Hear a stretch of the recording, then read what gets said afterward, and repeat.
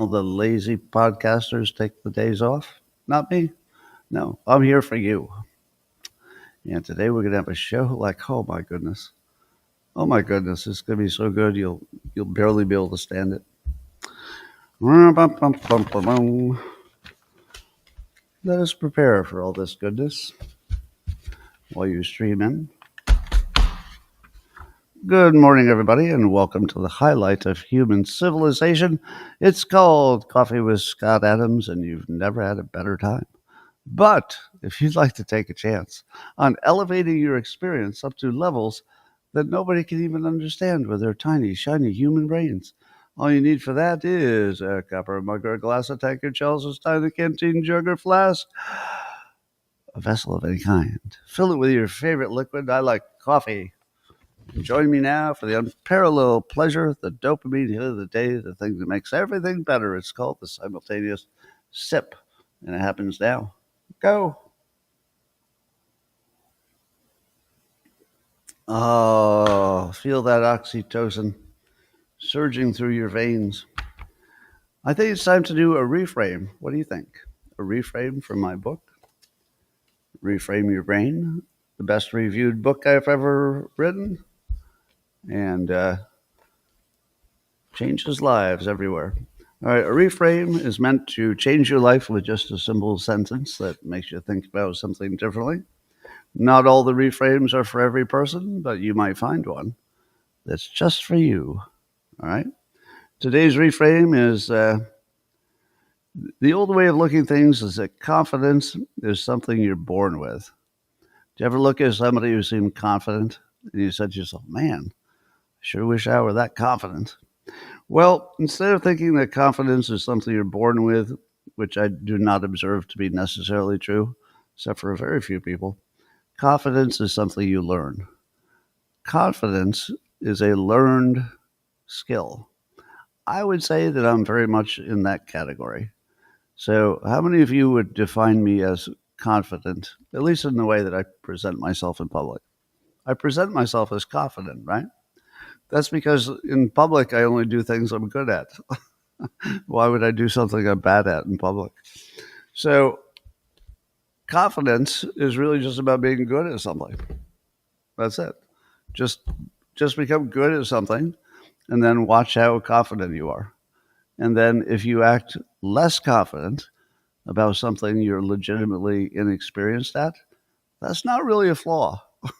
That's just you being accurate in your assessment of your abilities. So confidence is something you develop. It's not something you're born with. And that will help you get through those unconfident periods because you'll know there's nothing wrong with you. You're either good at something or you're not. And that would be the proper viewpoint.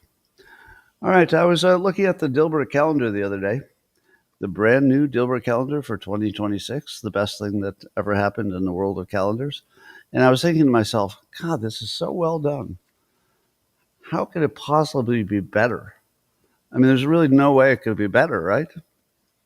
Wait, I've got an idea. Usually the calendars have comics on one side. Work with me here? What if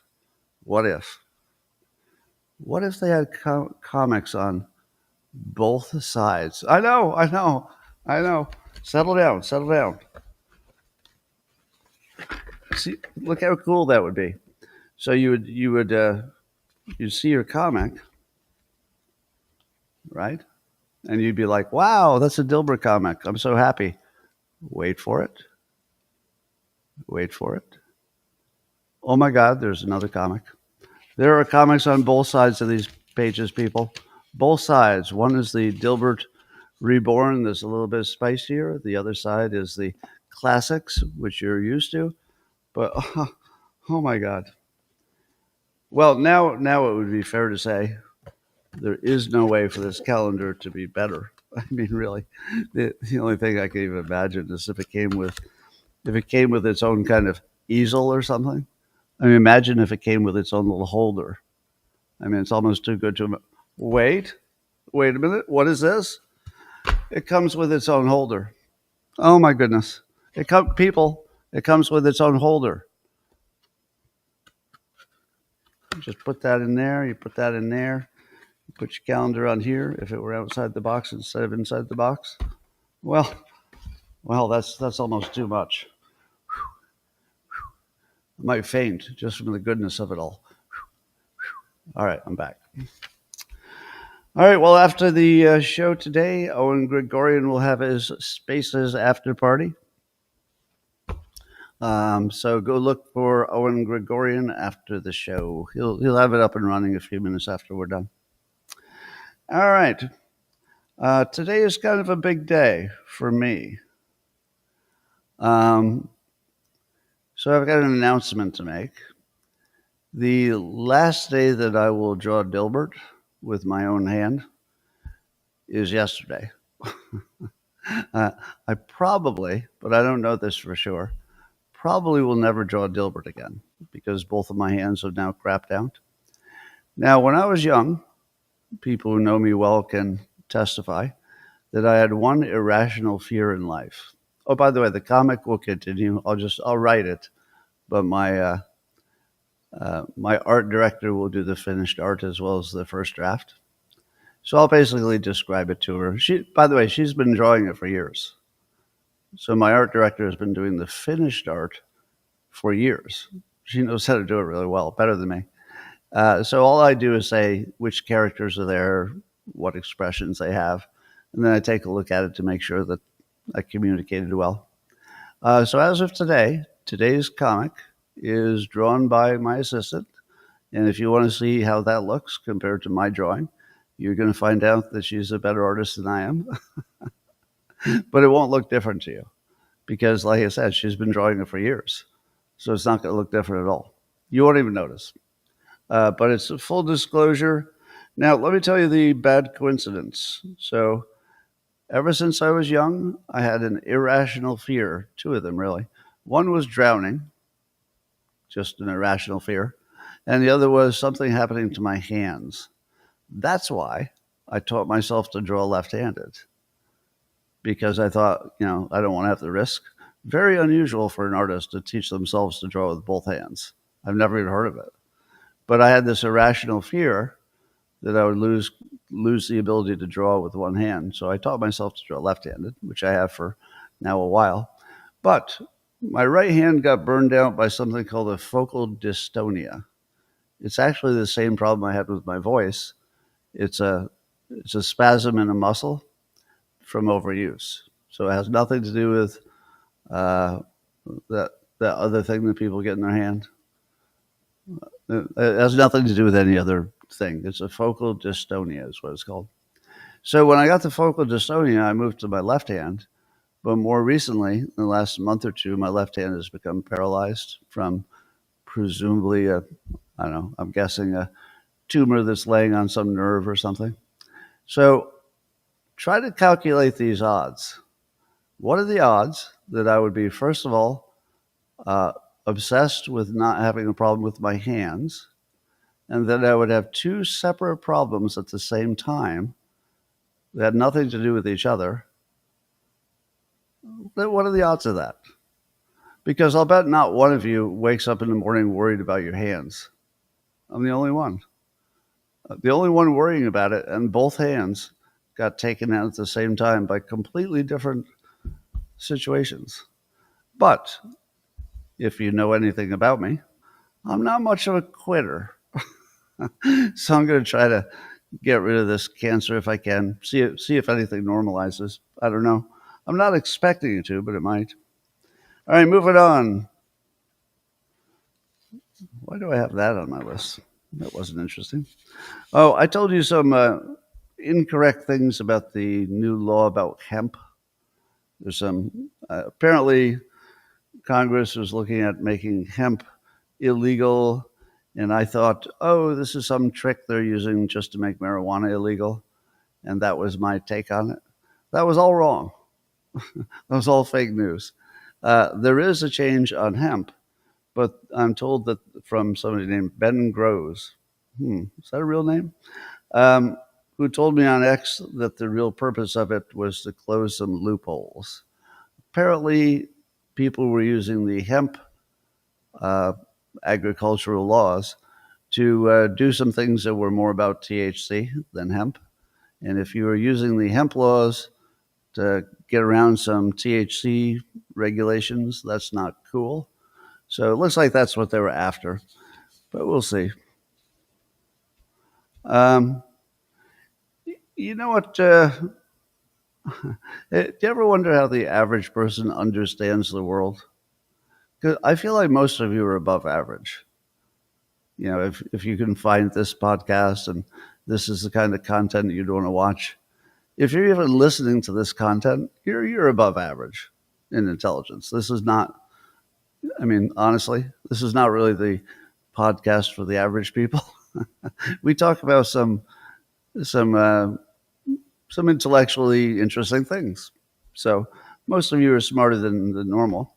But even so, the government has turned into a confusopoly, a word that I invented, I don't know, 25 years ago. And a confusopoly means that the consumer doesn't know what's a good deal and what's a bad deal because everything's too complicated. And that's where we're at, where the government has become a confusopoly. Now, why does that work so well for the politicians? Because the politicians only have to confuse you to stay in power. If they did not confuse you, then you would know exactly what they were promoting, and you might even know if it worked or didn't work. That's no good. The politicians don't want you to be able to measure their effectiveness because you would measure it maybe less than they would. So they'd rather have a big confusing situation where both sides could say they have the better health care plan. Both sides could say they've got the better idea for bringing down prices, right? So as long as both sides can make claims that are confusing and you can't discern what's true, then everybody can stay in power. So confusion is not an accident in government or in business. Confusion often, probably more often than any other reason, is for the purpose of making you unable to discern what's going on. That's its purpose. Anyway, I was waiting for either Jonathan Turley or Dershowitz to weigh in on this British broadcasting story. Trump is apparently going to sue them for, I don't know, $1 billion. He hasn't decided yet. Probably be a lot. And Turley says that he disagrees with friends and colleagues who have suggested that this would be an easy case to prove in a U.S. court. So what would be proven or not is Trump would say that they defamed him. I guess that's the right word, defamed, and that they did it intentionally. So the intentional part, or at least the should have known, I think that ends up being the same. It's either intentional or you should have known it was going to happen. I think they both apply. But this is legal stuff. I'm not good at it. So listen to your podcasters who have also been lawyers, because it turns out there's a lot of them. there's a lot of podcasters, especially on the right, who at one point were lawyers. I guess they're still lawyers. But do you agree? Do you think it would be difficult to make the case? I believe it might be nearly impossible. So I'm going to agree with Turley, which I always do, by the way. Full disclosure, if I had a different opinion than Jonathan Turley on a legal question, I would immediately abandon my position. the minute I found out he had a different opinion, I'd be like, what's his opinion? Okay, that's my opinion now. Same with Dershowitz. I would just abandon my opinion immediately if they disagreed. But I also think that the problem here is not that it happened. That part will be easy to demonstrate. And not that they didn't know about it. They might be able to prove that whoever did it was completely aware of what they were doing in the sense that they knew it wasn't an exact quote.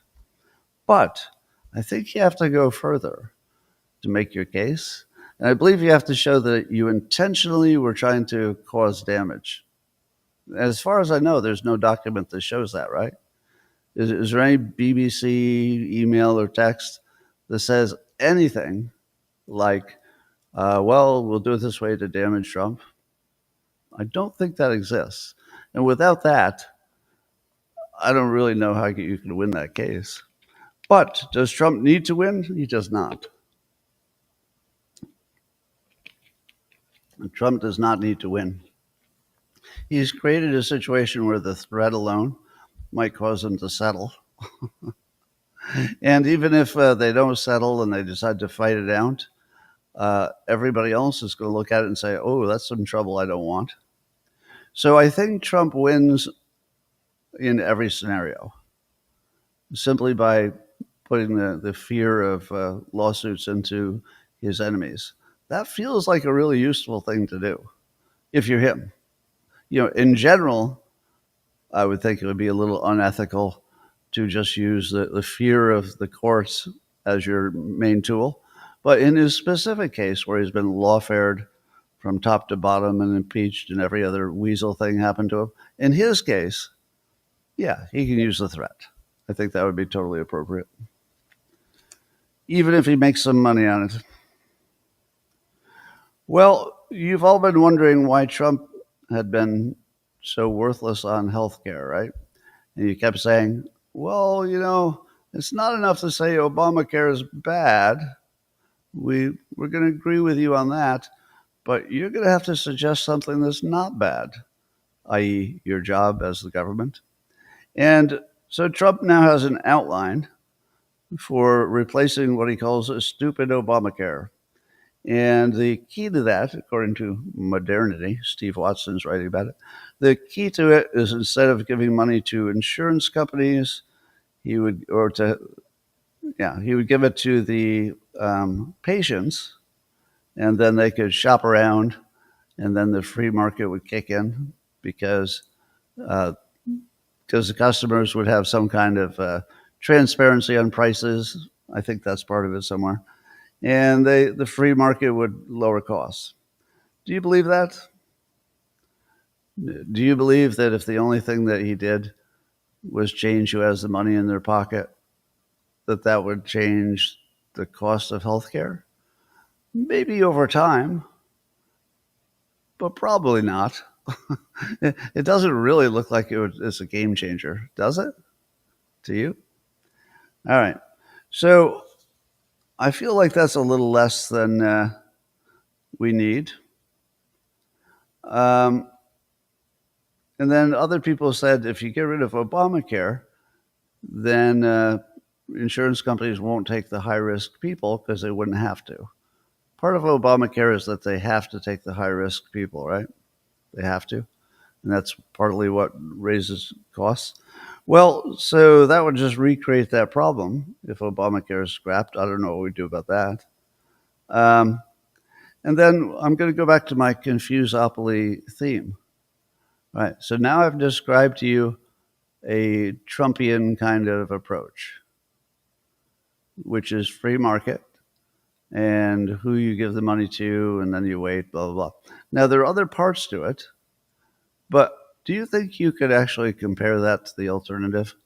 Or would it all just be confusing? I can't do it. I mean, I feel like I'm reasonably bright, and I actually care about the topic, and I've looked into it at various times at various depths, but I have no idea. I have no idea how to fix it. I have no idea if Trump has the best idea I've ever heard. I have no idea if there's some better way to fix Obamacare, and neither do you.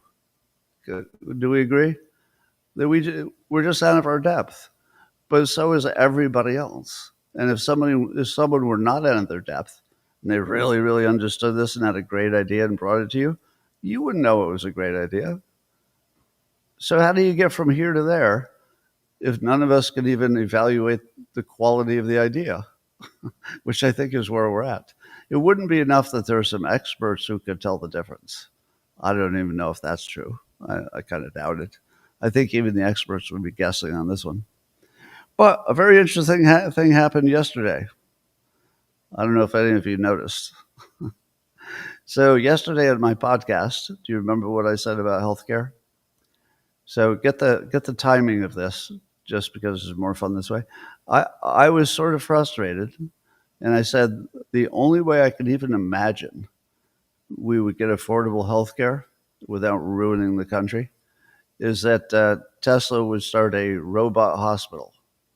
Because, Elon had said we're getting closer and closer to the robot surgeon that will be way better than a human.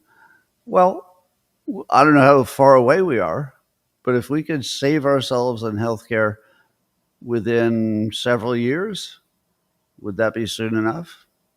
If we could get way low cost healthcare with robots in, let's say, 5 years, would we already be bankrupt by then? It'd be kind of close. So here's what I'd like to see. I've taught you this persuasion trick before, right? Here's a really important persuasion trick. And I hope someone in the administration is paying attention. And I'm gonna put this in the. So this is something I learned in my corporate days, and it goes like this: whoever does the best job of making a picture about the situation essentially rules the day. If you could come up with a graph of, let's say, climate change, would that change anything? Oh, yeah. Those climate change graphs changed everything, just everything. When you see a graph of our national debt going through the ceiling, does that change anything? Oh, yeah, it does. It does. Because when you see the picture, it just changes everything. Now let's talk about healthcare. Who has a picture of healthcare as a solution? Nobody. There's no picture that would show how we could ever survive healthcare costs the way they are and the way they'll be. There's no picture. And so that means that space is completely available for persuasion, which means that the team that's really good at this stuff, which would be the Republicans, they have the wide open space. And there's a specific picture that they need to create. And I'm going to describe it now, but my hands don't work, so I'm not going to draw the picture. So I'd like to see somebody take a run at it. And if several people take a run at it, we'll just pick the best one. But here's what the picture should show.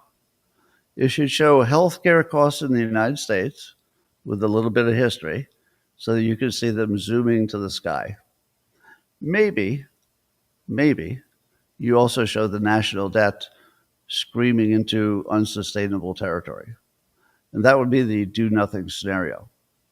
But if you want to make a story where we're saved by robots, which, by the way, I think is nearly guaranteed, it's closer to guaranteed if you wait long enough than it is to maybe.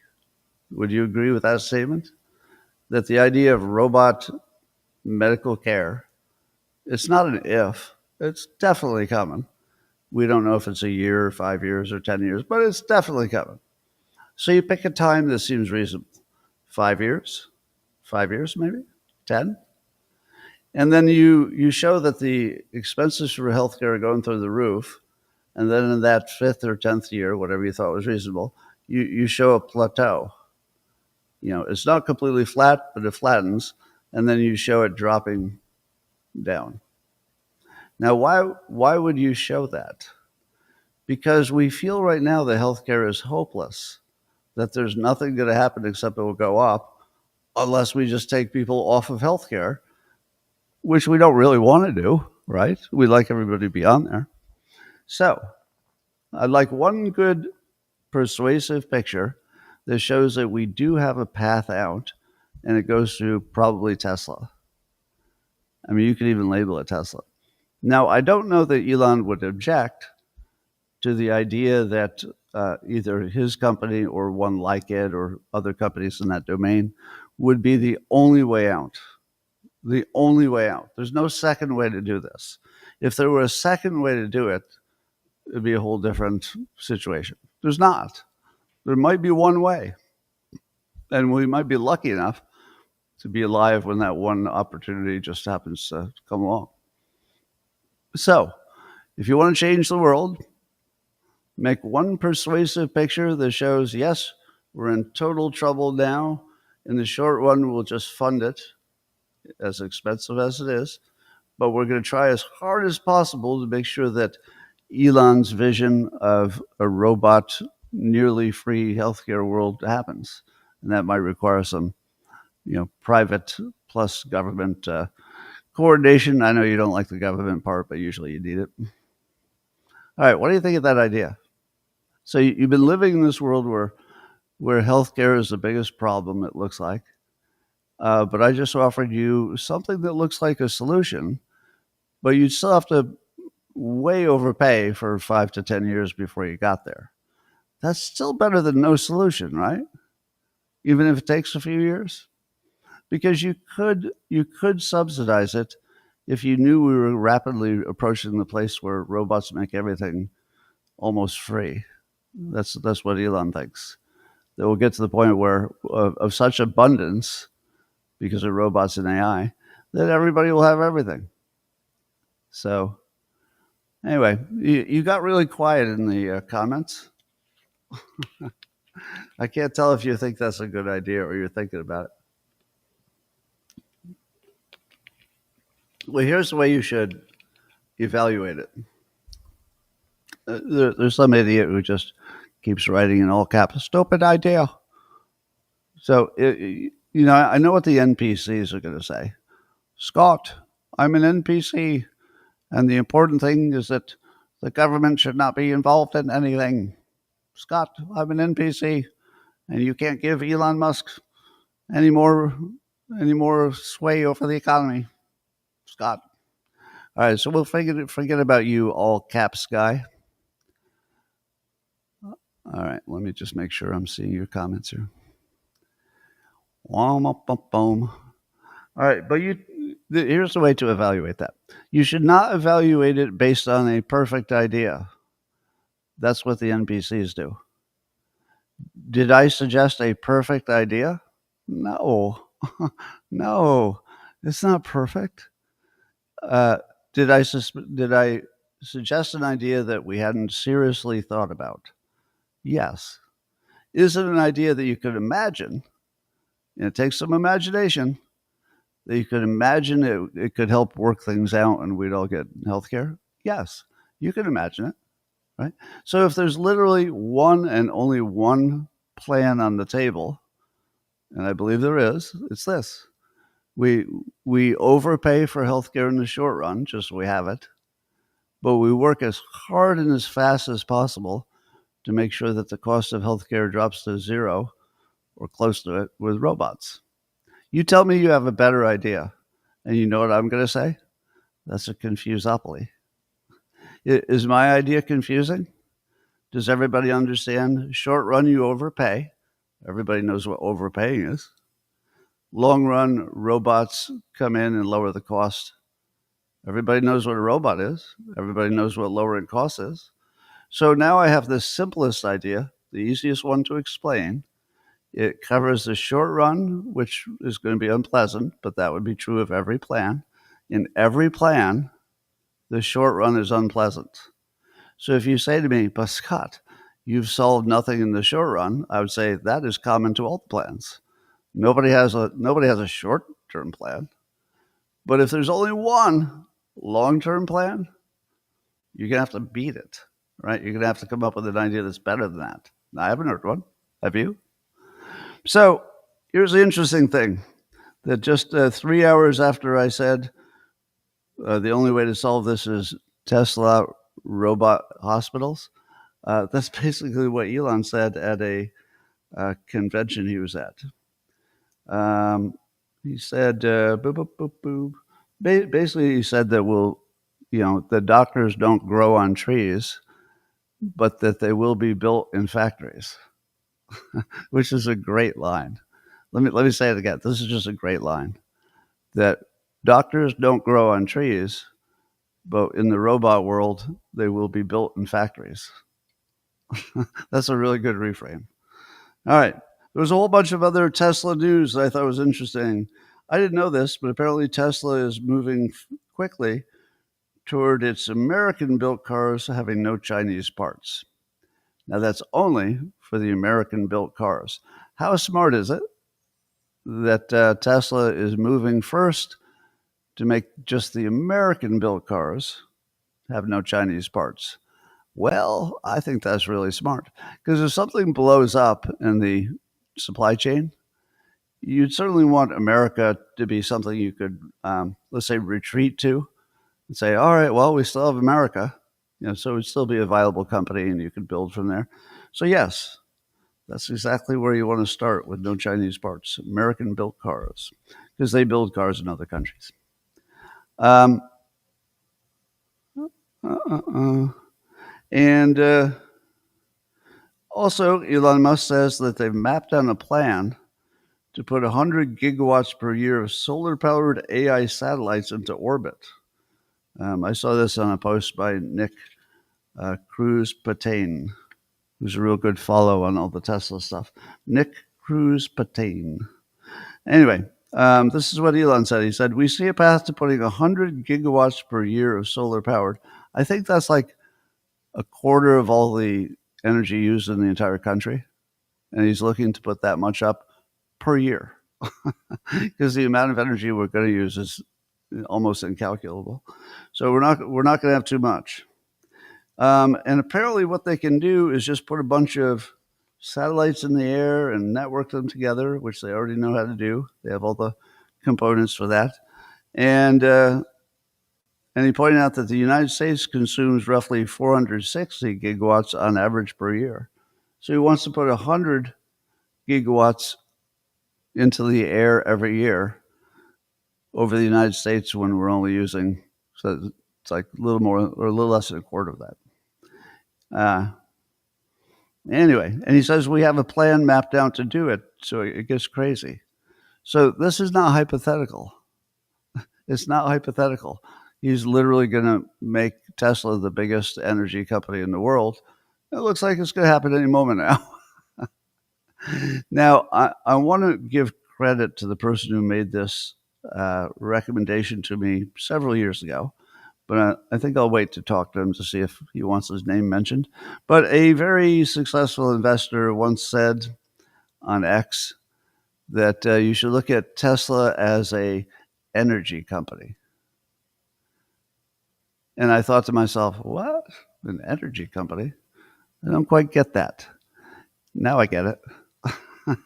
Now I get it. He could very easily, the energy company could be, I don't know, it could be bigger than robots, I imagine. So we'll see.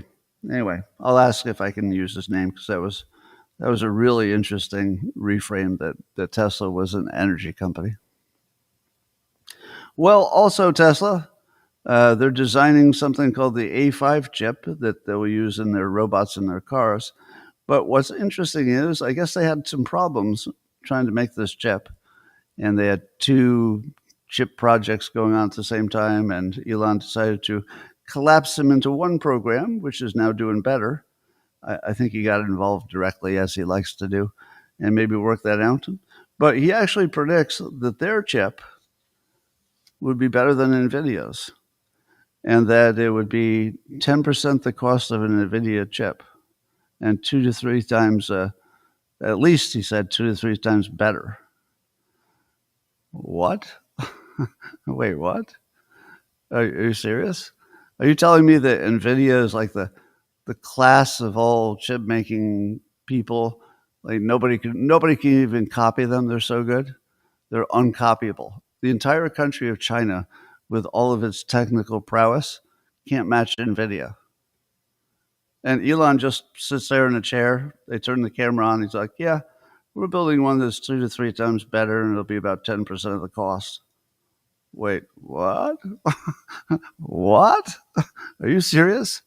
10% of the cost and 2 to 3 times better than the best thing that's ever existed? Is that even possible? Yes.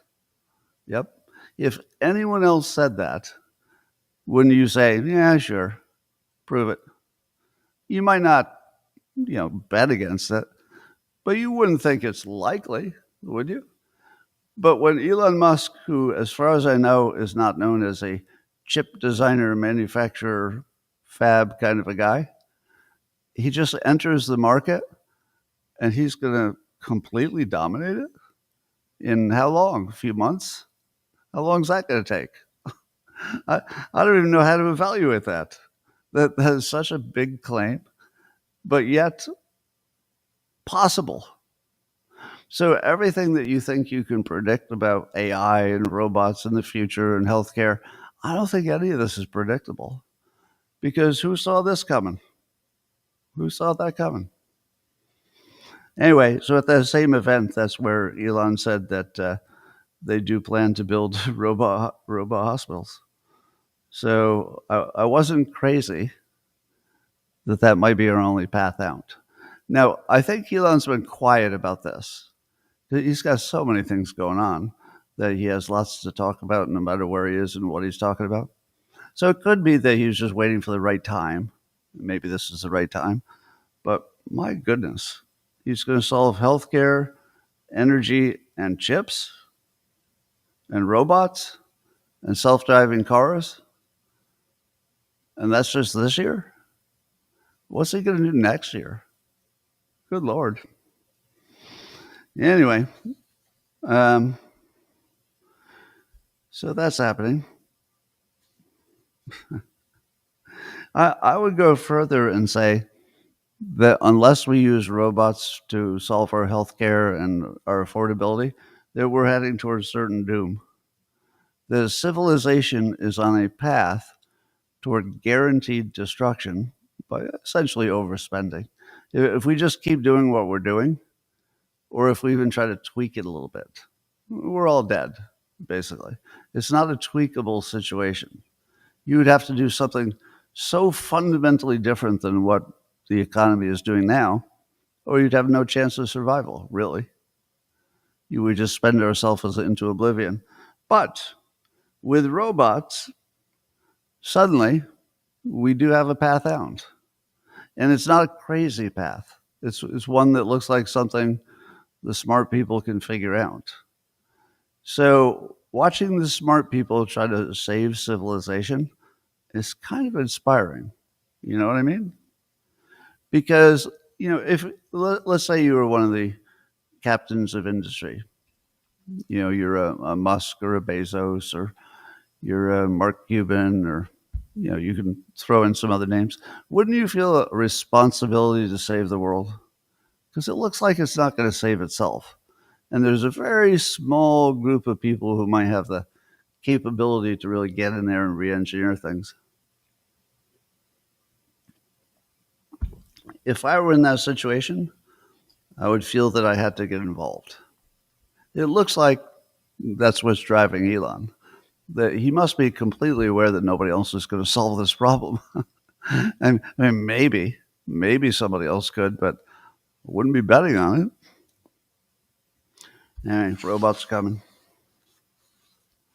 Elon also said he doesn't own any vacation homes. He just has one medium-sized house in Austin and a tiny one at Starbase.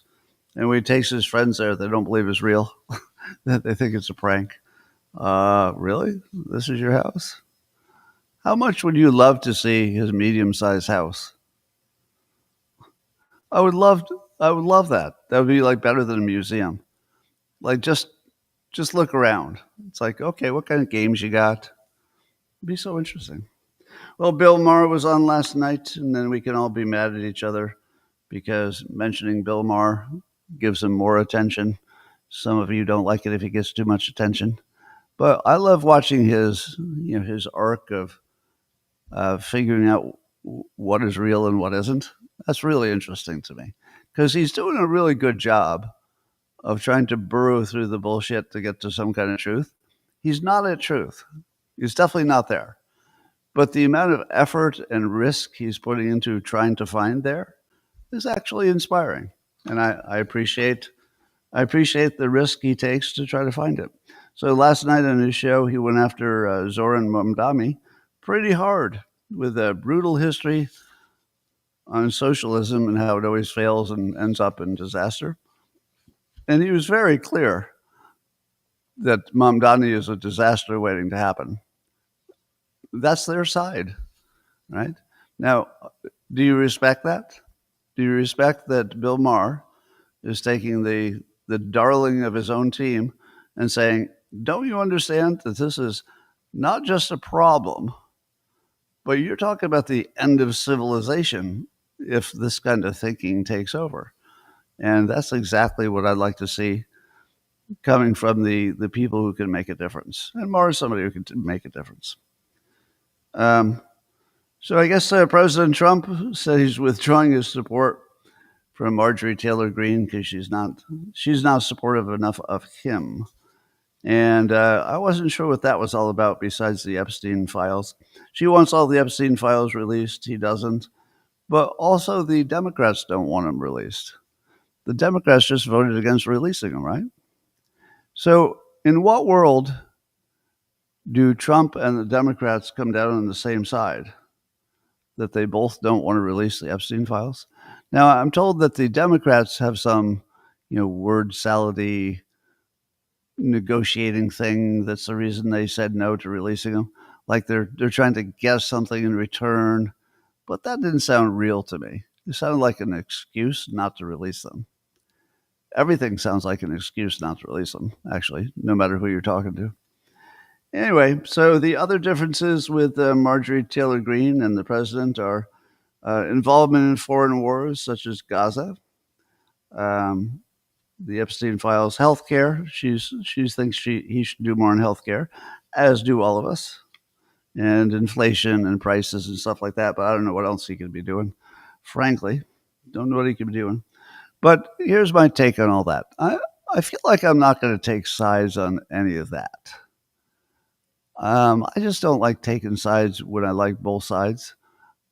I like President Trump, and I like Marjorie Taylor Greene, and I like a lot of the people who are battling each other, Candace against whoever and Tucker against whoever. And, so it's hard for me to get past, especially the ones I've met. There are a few of them I've met personally. Once you meet somebody personally and they're nice to you and they're warm and they're completely open to you, it's really hard to slam them in public. I know you could argue that's, sort of what I should be doing, but I don't know. I just can't do it. Just can't do it. So I'm just gonna say of all the personal drama, you might want to pay attention to it for fun, but wouldn't take it too seriously. It just weakens your own team, so don't take it too seriously. Do you know who Kelly Means is? I guess he would be an activist. I hope that's the right word. He wouldn't mind. An activist against big pharma and big food and some of their abuses. Anyway, here's a claim he made. He was talking to Megyn Kelly at some event about the Make America Healthy Again movement. And he said that this is unbelievable. I mean, I believe it because of the source. But he says there's a CIA manual is being sent to all employees in the Make America Healthy sort of world. And they're sending around this CIA manual called, I can't believe this is true. It's a little too on the nose, but the source is good. So, but it is too on the nose. This allegedly the CIA manual is how to be a bad bureaucrat and subvert an institution from within. Okay, I think I'm talking myself out of believing this. Isn't that a little bit too perfect? Right? So I'm going to put a question mark on this.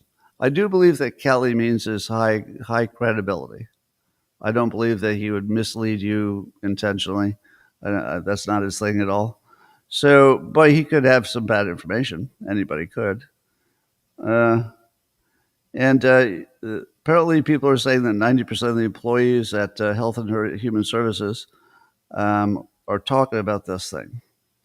And they're afraid that RFK Jr. and Trump are anti-science, so they have to save the planet from these anti-science guys.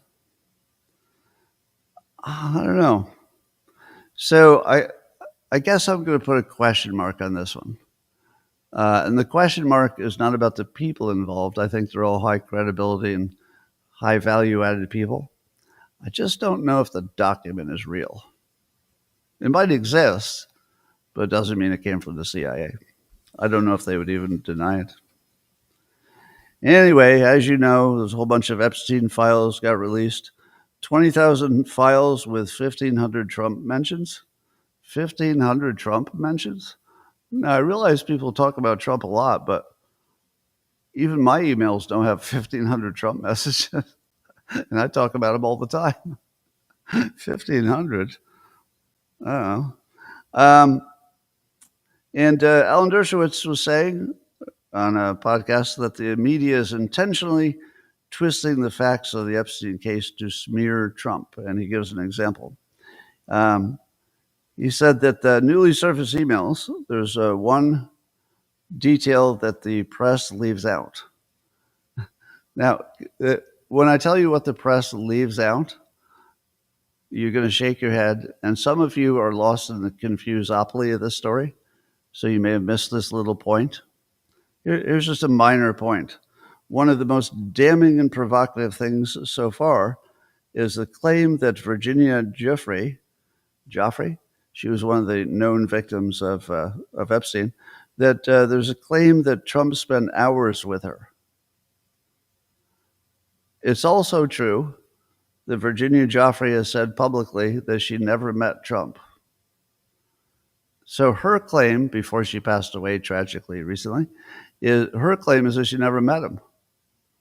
But apparently there's something in some document that said they spent hours together. Who do you believe? I feel like I believe her, or at least it adds enough doubt into the story that you should put that in there. But can you believe that the media doesn't mention that she's denied ever meeting him, much less spending hours with him? So, I mean, it's not like you would forget if you'd met Trump and spent several hours with him. You wouldn't forget. So I agree with Dershowitz. That sounds like a intentional smearing of Trump.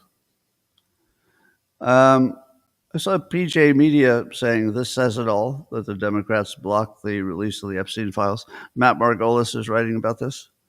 What do you think that's telling you? The fact that the Democrats didn't want it released. Is it telling you that there's nothing damning about Trump? Because if they released it, you could see there's nothing damning. Or what? Like, why would they not release it? They would be better off with the uncertainty that there's something in there if they knew for sure there was nothing in there. And as many have pointed out, and I think Matt does too, that if there was anything in there that was bad for Trump, you think the Democrats wouldn't have already found it and released it? So there's a strong suggestion that there's nothing about Trump that's bad.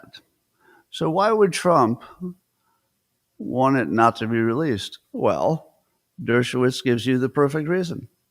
According to Dershowitz, if you release real information, the illegitimate press will just change it and act like it's something it's not. That's what they did with the Virginia Giuffre thing. They took a real thing and they just changed it to a fake thing. And nobody's going to research it. So they're just going to turn on the news. They're going to hear MSNBC's version of it. And they're going to turn it off and think that's the reality. But not. So why would the Democrats block it unless they were up to no good? They wouldn't block it to protect Trump. So therefore, there must be nothing in there that would hurt him. But there might be things in there that would hurt other people. And there might be things in there that could be misinterpreted easily, which would be just as much a problem. Anyway.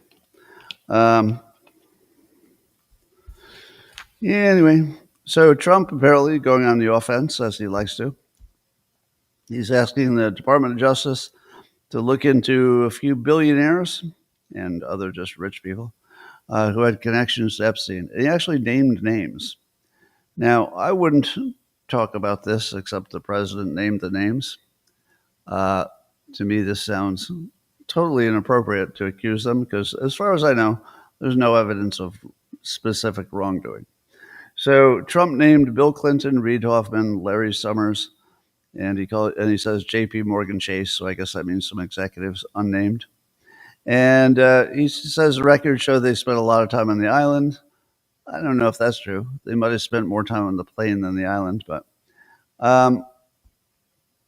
as far as I know, none of them have specific claims of wrongdoing, right? There are people who speculate, but I don't believe there's any like witness or whistleblower or anything like that. So I'm always uncomfortable naming names when there's just no criminal evidence of anything. Now, I'm not comfortable with the president asking the Department of Justice to look for a crime when there's not some smoking gun there. And I don't know, is it a smoking gun enough that they spend time together? Well, it would if you were in a cartel, right? If you were a cartel member, or let's say somebody discovered you were in a cartel, you don't think that maybe they'd get a little extra scrutiny? Yeah. So it makes sense that your associations might raise a red flag, but is this enough of a red flag?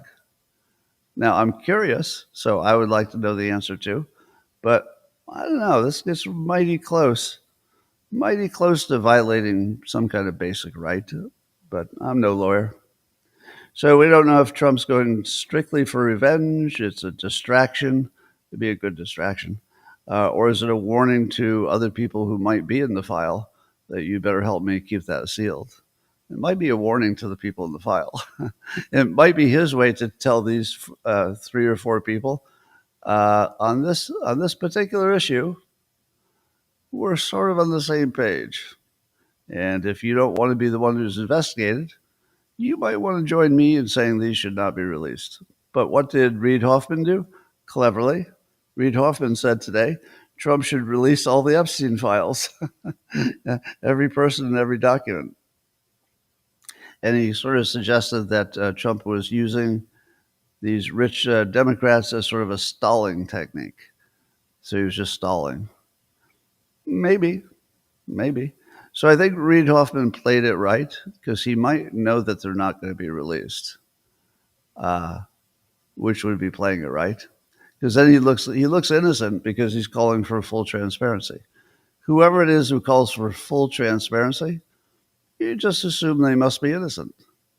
So if he knows, then no matter what he says or does, they're not going to be released anyway, and he might know that. Then the best play you could ever make is to say, release those files. They should all be released. That would be a good play. But again, I say there's no evidence whatsoever that any of the people named, including Reid Hoffman, did anything inappropriate or illegal on the island. All right. Apparently some prison staffers at wherever Ghislaine Maxwell is being held at the moment, they hacked into her emails. I guess that would be prison emails. And then gave the copies of her emails to Representative Raskin. Have you noticed that wherever Raskin is, there's something sketchy happening? Every time you see his name, you're like, oh, God, this is going to be sketchy. And sure enough, he claimed to be a whistleblower. I don't know if that's a legitimate claim, but under that umbrella, he got these emails. What did it say? And I guess the staffers who did this were fired, the ones who leaked it. And it said something that was interesting.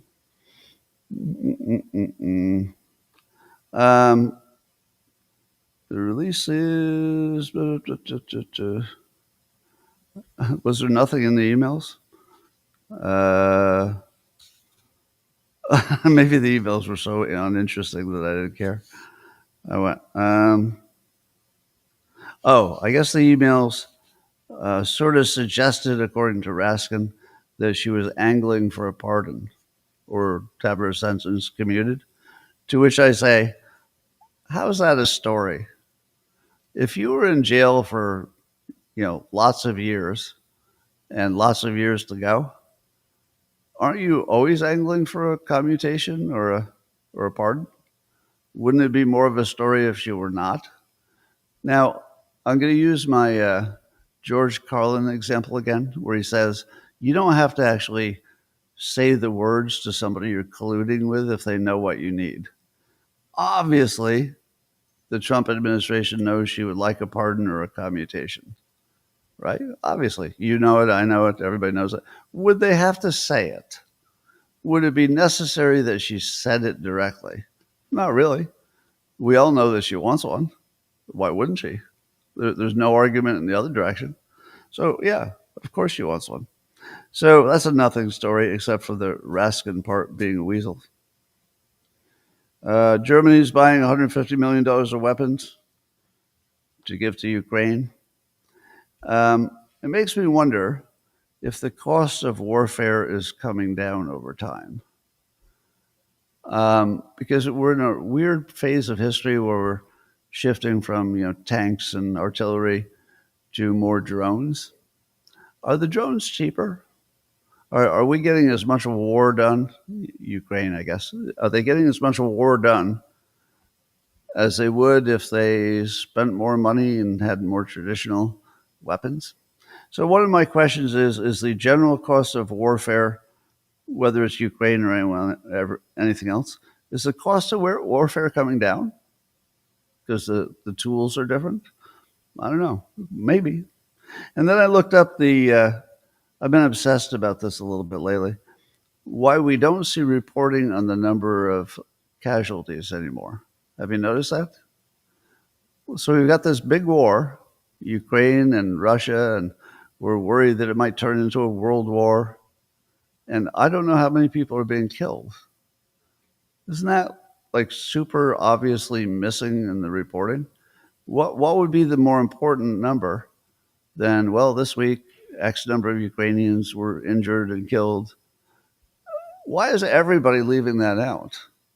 So I went to Grok and started asking some questions, but then I thought, I don't know if any of these answers are real. I don't know if it's hallucinating. Grok did start off by saying that the numbers are totally unreliable. No matter what source you use, you should take it with a grain of salt. But I also wondered, what is the range? Like, can you give me a range at all? Now, why is somebody writing NNNNOOOL over and over again in my comments? Like, what's that? Stop doing that. It's bugging me.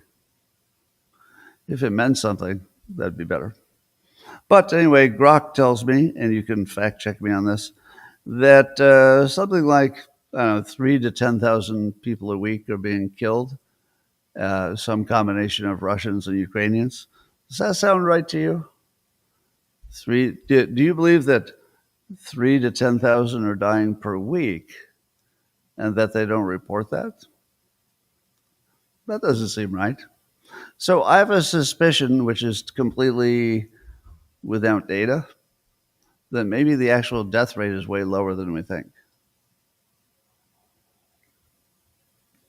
Still terrible, still bad, still lots of injuries, but we might have a drone war where there are far more injuries than there are deaths. Because a lot of the drone stuff is to injure and maim. It's not all deadly. So I wonder if we went to, well, we didn't actually kill too many Russians, but we maimed 20,000. Maybe they wouldn't report that, would they? So it's a little bit sketchy that somebody, Germany's giving them 150 million, but they probably don't have any idea how many Ukrainians or Russians are dying. The most important data.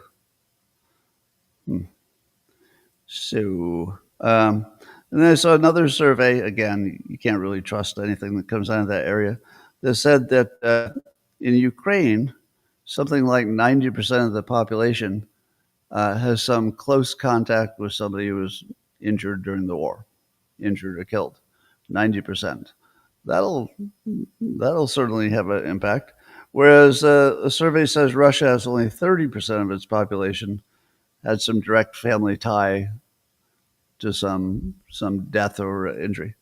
I don't know if you can believe any of those numbers, but we'll see. I saw an argument today that I thought was interesting. There's a Yale professor whose name is, we'll get to it, Markovitz.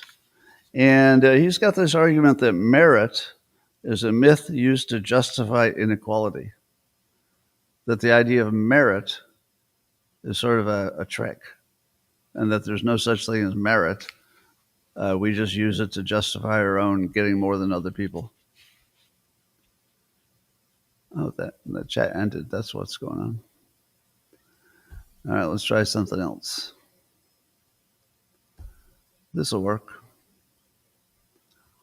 Oh, that works. Okay, much better. Anyway, so I wondered what is the argument that meritocracy is a myth? Because most of my worldview is built around meritocracy. I hate to find out that my worldview is built on a myth. So I thought, I'm going to look into this a little bit. So there might be a little bit of word salad going on here because, Yale law professor. But he says that, quote, any idea that merit makes inequality deserved is a circle. What? Merit isn't a real virtue. It's just an ideological conceit constructed to launder otherwise offensive inequalities. What? What? What do any of those words mean? I feel like if I, diagrammed it out, I might be able to understand what he's saying. But here's a general statement. If the clearest you can make your argument is this, you don't really have an argument. No. Unless you can be a little bit clearer than that, I'm sorry, I can't take it too seriously. But then he had a good point that made me reassess. He pointed out that merit is highly driven, not entirely, but highly driven by your parental resources. And then I said, oh, okay, now you're talking. That's a reasonable point of view.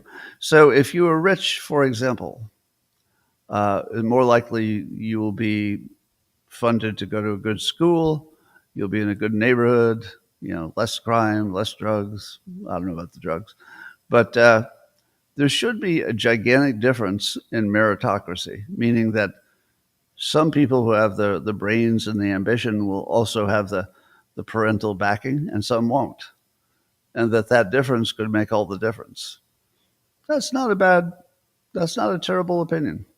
So I started out thinking that I was just going to sort of mock this point of view because I like meritocracy and anybody who's arguing against it is going to be a fool. But that's actually a reasonably good point, isn't it? That your meritocracy won't go that far unless you've got some resources behind it. Now, in my case, I came from a generation where you didn't need that many resources behind it. You could still work it out. That would have been my case. But at the moment, in the current world, yeah, it does seem like the resources your parents put into it are going to drive your success of your meritocracy. So wasn't expecting to have my mind changed by that, but maybe it was a little bit. I mean, I don't know that I would do anything differently, but it changes my frame on it a little bit. And we are done with the prepared part of my presentation. Look at my timing. It's amazing. And Owen Gregorian will be setting up his Spaces event in a few minutes. I'm going to talk to the people on locals privately for a few minutes. And I will see you tomorrow. Same time, same place. Okay? Everybody in? Are you all in for tomorrow? Okay. All right. Locals, I'm going to come at you privately in 30 seconds.